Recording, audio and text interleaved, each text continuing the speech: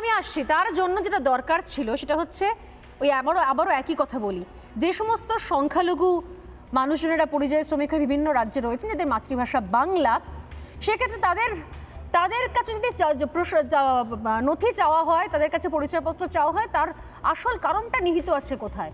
যে আমাদের পশ্চিমবঙ্গকে প্ল্যাটফর্ম করে আদৌ রোহিঙ্গা বাংলাদেশি তারা কোথায়, কতজন এই ধরনের নাম তালিকার ঢুকিয়ে রেখে দিয়েছেন, তারা ভুয়ো নথি নিয়ে বিভিন্ন রাজ্যে রয়েছেন, কারণ ধরা তো পড়ছে প্রতিদিন। অর্থাৎ প্রথম কাজটা কি করা উচিত ছিল? প্রসূনবাবু এখানে রয়েছেন আইনজীবী, প্রথম কাজ করা উচিত ছিল যে ভোটার তালিকাটা সংশোধন করা। সেই সংশোধন কি করার কোনো বার্তা রয়েছে? ভাবুন, শহীদের মঞ্চ, যে শহীদের মঞ্চে প্রতি বছর বৃষ্টি হলে, ঠিক আছে এবছর বৃষ্টি হয়নি, উনি অন্য বার্তা দিয়েছেন, এখানে কোনো অশনি সংকেত দেখছেন। শহীদের মঞ্চে প্রতি বছর বৃষ্টি হলে উনি বলেন যে শহীদরা কাঁদছেন, শহীদরা আশীর্বাদ দিচ্ছেন। সেই মঞ্চতে দাঁড়িয়ে 26-এর নির্বাচনের আগে যে কোনো ভোটার তালিকা সংশোধন করা হবে না, সেই বার্তাও দিয়ে রাখলেন মমতা বন্দ্যোপাধ্যায় কৌশলে। শুনুন একবার। बांग्ला ने रविंद्रनाथ ठाकुर को जन्म दिया, बंकिम चंद्र को जन्म दिया, नजरुल को दिया, बाबा साहेब अम्बेडकर बांग्ला से एमपी हुआ। आपका पता नहीं है? गांधी जी का सबसे फेवरेट स्टेट था बांग्ला। नेताजी सुभाष चंद्र बोस जय हिंद स्लोगन कहाँ से आया? वंदे मातरम नेशनल सॉन्ग कहाँ से आया? नेशनल एंथम जनगण मन अधि कहाँ से आया? हम इलेक्शन कमीशन को चेयर को रेस्पेक्ट करते हैं, लेकिन जैसे बिहार में 40 लाखों का ज्यादा आदमी को नाम निकाल दिया, और बंगाल में भी करने वाला है। अगर करेगा तो घेराव कर्मसूची करेंगे, पूरा घेराव होगा, पूरा आंदोलन होगा। हम नाम काटने नहीं देंगे, हम नाम डालने नहीं देंगे डिटेंशन कैंप में। जो लोगों ने बाहर में है, हम उसको छुड़ा के ले आया, हम कोर्ट केस करके छुड़ा के ले आया। अरे जो आईन है आपका, जो कानून है, इसको हम बातिल करेगा, हम इसमें हम चेंज करेगा। हमें नहीं मानेंगे, हमें नहीं मानेंगे, हमें नहीं मानेंगे। প্রথমত তো সব থেকে বড় কনফিউশন হচ্ছে রবীন্দ্রনাথের বাংলা, নজরুলের বাংলা, সুভাষের বাংলা, কিন্তু পুরো বক্তব্যটাই প্রসন্দা আনফর্চুনেটলি শুনলাম হিন্দি ভাষায়। আসলে কাকে বলছেন, কেন বলছেন, আমি আগের দিনে এই নিয়ে আলোচনা করছিলাম, সম্ভবত অনিন্দবাবু ছিলেন হয়তো সেদিনকে, আমার ঠিক মনে নেই কে ছিলেন তৃণমূলের তরফ থেকে। কিন্তু গোটাটাই হচ্ছে এত বাংলা ভাষার প্রতি এত দরদ, এত প্রেম। মাঝে মধ্যে রামকৃষ্ণের বাংলা বলার পর শুনতে পাই যে রামকৃষ্ণদেবের সেই বিখ্যাত বাণী যে টাকা মাটি, মাটি টাকা, শুনেছিলাম যত টাকা তত মাটি। বাকি আরও অনেক এক্সাম্পল রয়েছে, দিতে শুরু করলে সময় শেষ হয়ে যাবে। আজকে রবীন্দ্রনাথের বাংলা, নজরুলের বাংলা, সুভাষের বাংলা, সমস্ত বাংলা বলে ফেললেন, কিন্তু সবটাই বাংলায় হিন্দি ভাষায় বললেন। আর তারপর শেষ বার্তা যেটা বুঝতে পারলাম যে ভোটার তালিকা সংশোধন করতে দেবেন না, বিহারে যা হয়েছে এখানে তাই হতে দেবেন না।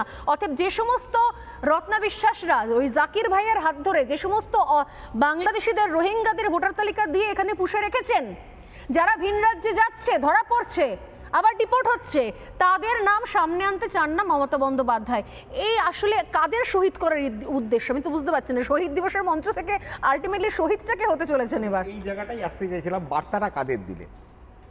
কলকাতার মঞ্চে দাঁড়িয়ে তিনি বার্তাটা হিন্দিতে, আবল তাবল হিন্দি হোক, কিন্তু বার্তাটা কাকে দিলেন, কাদের জন্য দিলেন, এটা আমার কাছেও একটা বড় প্রশ্ন। এবার আমি আসি হচ্ছে যে পরিযায়ী শ্রমিকদের তারা সাপোর্ট দেওয়া নিয়ে আমি খুব দায়িত্ব নিয়ে আজকে রিপাবলিক চ্যানেলে বসে দায়িত্ব নিয়ে বলছি। আজ থেকে বছর দেড়েক আগের কথা, বর্ধমানের জামালপুরের জৌরামের ঘটনা। পলাশ অধিকারী ব্যাঙ্গালোরে গিয়েছিলেন, সেখানে তাকে বাংলাদেশি বলে আটক করা হয়েছিল, পর্যাপ্ত ডকুমেন্ট দেখাতে পারেননি বলে। এবং সেখান থেকে যখন পশ্চিমবঙ্গে এনকোয়ারি করা হয়েছিল, পশ্চিমবঙ্গ সরকার সব ক্ষেত্রে বলেছিল না, তিনি এখানকার নন, তিনি অন্য রাজ্যের, অন্য দেশের। এমনকি হাবড়া পুরসভা তার বার্থ সার্টিফিকেটকেও ডিনাই করেছিল। এবং আজকে দর্শকরা যারা শুনছেন প্রোগ্রাম, তারা শুনলে অবাক হবেন, সো কল হিন্দুত্ববাদীরা, বিজেপি আরএসএস বাদীরা, তারা ব্যাঙ্গালোরে তাই পলাশ অধিকারীর হয়ে মামলা লড়েছিল বিনা পয়সায়। এবং পলাশ অধিকারী তারপর তার ঘরে ফিরে আসে, তার জন্য তাকে যে জামিনের টাকা দিতে হয় সেটাও তাকে দেওয়া হয় সেই তথাকথিত হিন্দুত্ববাদীদের পক্ষ থেকেই, যাদেরকে মমতা বন্দ্যোপাধ্যায় টার্গেট করেন। পলাশ অধিকারীর বোন এই বিষয়ে সার্টিফিকেট দিতে পারবে, এবং পরে তৃণমূলের পক্ষ থেকে পলাশ অধিকারীকে হাইজ্যাক করার চেষ্টা হয়, কোনো পক্ষী গ্রুপের পক্ষ থেকে হাইজ্যাক করার চেষ্টা করা হয়। এই সম্বন্ধে বিশদে আমি এখানে যেতে চাইছি না, কিন্তু আজকে মমতা বন্দ্যোপাধ্যায়ের হিন্দিতে বলা প্রমাণ করে দিচ্ছে টার্গেট গ্রুপ কোনটা। এবং এই প্রসঙ্গে আমি আরেকটা জিনিস বলতে চাইব। আমি খুব ইন্টারেস্টিংলি দেখছিলাম যে অভিষেক বন্দ্যোপাধ্যায় তার বক্তব্যে বলেছেন যে আমরা ওদের দিয়ে জয়মা কালী বলিয়েছি। ভেরি গুড, কনগ্রাচুলেশন, অভিনন্দন জানাই, আপনারা বলিয়েছেন, আপনারা শুভনন্দন জানাই, বেশ তাই জানালাম। কিন্তু প্রধানমন্ত্রী নরেন্দ্র মোদীর সভা যখন তিনি জয়মা কালী বলেছেন, জয়মা দুর্গা বলেছেন, গোটা সভা গৃহ সভাস্থল একসঙ্গে জয়মা কালী বলেছে। আপনাদের সভায় কজন জয়মা কালী রিপিট করেছে? বলা যায় জয়মা কালী? মমতা বন্দ্যোপাধ্যায় তার ভাষণে বলছিলেন বিদ্যাসাগরের মূর্তি ভাঙা। মূর্তি ভাঙা কাদের চল? বামিয়ানে কারা ভেঙেছে মূর্তি?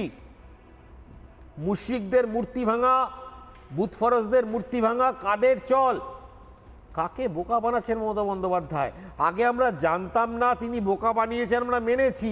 আজ তো আমরা জানি তিনি কি বলছেন। তিনি কাকে বোকা বানাচ্ছেন? নিজেকে, নিজের ভবিষ্যৎ প্রজন্মকে। ভাইপোর নাম আজানিয়া রাখলেই তিনি মুসলিমদের প্রিয় হবেন না, কারণ তিনি মুশরিকই থাকবেন। তিনি যত খুশি প্রেম দেখাতে পারেন, কিন্তু কোরআনে পরিষ্কার বলা আছে কে মুমিন আর কে মুশরিক। সেই জন্য বাস্তবটা বুঝুন। আজকে কেন্দ্র সরকার, যেটা সজলদা বলছিলেন, কেন্দ্র সরকারের সংখ্যায় যদি আপনার আপত্তি থেকে থাকে, হতেই পারে আপনার একটা অ্যাডমিনিস্ট্রেশন। ভোটার এই তো সচিত্র পরিচয়পত্র নিয়ে তো সেদিনকে মহাকরণ অভিযান করেছেন মমতা বন্দ্যোপাধ্যায় 1993 সালে। তাহলে আজকে ভোটার তালিকা সংশোধন করার ক্ষেত্রে তার এত রুচি কেন? এক্স্যাক্টলি আমার প্রশ্ন সেটাই, যে কারা ভোটার নয় ক্লিয়ার হয়ে যাক না, সমস্যা কোথায়? সেটাকে পরীক্ষা করতে আপত্তি কোথায়, বাধা কোথায়? তাহলে কি উনি ভেবে নিচ্ছেন যে এই সেগমেন্টের ভোটার যদি বাদ পড়ে যায়, যদি, আমি বলছি না বাদ পড়বে, যদি বাদ পড়ে যায় তাহলে ওনার ক্ষমতা টলে যাবে? আমার তো মনে হয় এটাও তাহলে যে আসলে শুধুমাত্র ক্ষমতায় আশা বা নিজের দল তৈরি করার জন্য সেদিনকে তাহলে এটা হাতিয়ার করেছিলেন তিনি, আসলে সম্ভবত তাই বার্তা দিচ্ছেন। হ্যাঁ, 1993 সালে এটাকে হাতিয়ার করে, কারণ তিনি তো নিজের জায়গাতে নিজে স্টিক থাকছে না। যার জন্য তিনি বামেদের বিরুদ্ধে রাস্তায় নামলেন সেদিনকে, আজকে সে একই কাজ তো তিনি করছেন। অতএব আমি বুঝতে পারছি না রইল বাকি বাঙালি ভাষা, বাঙালি আনা। এই যে কথায় কথা বাঙালি অস্মিতা, আমি আবারও বলছি, যারা বাংলায় কথা বলেন, বাংলায় কথা বললেই সবাই ভারতীয় হয়ে যায় না। উনি বলছেন বাংলায় কথা বললে সব বাংলাদেশি। আমি পাল্টা বলছি মাননীয়াকে, বাংলায় কথা বললেই সবাই ভারতীয় নয়। আপনি ভুলে যাচ্ছেন প্রতিবেশী দেশটার ভাষাও বাংলা, এবং আমাদের রাজ্যে বাংলা ভাষা যারা কথা বলেন তারাও বিভিন্ন জেলায় ঘুরে দেখুন, আপনি আমার থেকে অনেক বেশি জানেন, সমস্ত বাংলা ভাষার অ্যাকসেন্ট, ডায়ালেক্ট যাকে বলে, এক হয় না। মেদিনীপুরের বাংলা, নদিয়ার বাংলা এক নয়, মালদা মুর্শিদাবাদের বাংলা আর কলকাতার বাংলা বা গোসাবার বাংলা একরকম নয়। অতএব তাহলে সমস্যা কোথায়? ভোটার তালিকা সংশোধন হোক, স্বচ্ছ হয়ে যাক কারা ভোটার নয়। তারপর যদি কেউ ভিন রাজ্যে গিয়ে কোনো সমস্যায় পড়েন, নিঃসন্দেহে একযোগে গোটা পশ্চিমবঙ্গের মানুষ রাস্তায় নামবে। কিন্তু এই দ্বিচারিতাটা কেন? আমি একটা পয়েন্ট একটু বলে দিই, বাংলা ভাষায় যদি বাঙালিত্বের সূচক হতো, শুধু ভাষায় যদি হতো, আজকে শশী থারুর সম্ভবত ইংল্যান্ডের নাগরিক হতেন। নানা ধরনের কন্টেন্ট দেখার জন্য লাইক করুন, শেয়ার করুন আমাদের ফেসবুক পেজ, সাবস্ক্রাইব করুন আমাদের ইউটিউব চ্যানেল। পাশাপাশি অন্যান্য ব্রেকিং নিউজের জন্য অবশ্যই চোখ রাখুন রিপাবলিক বাংলায়।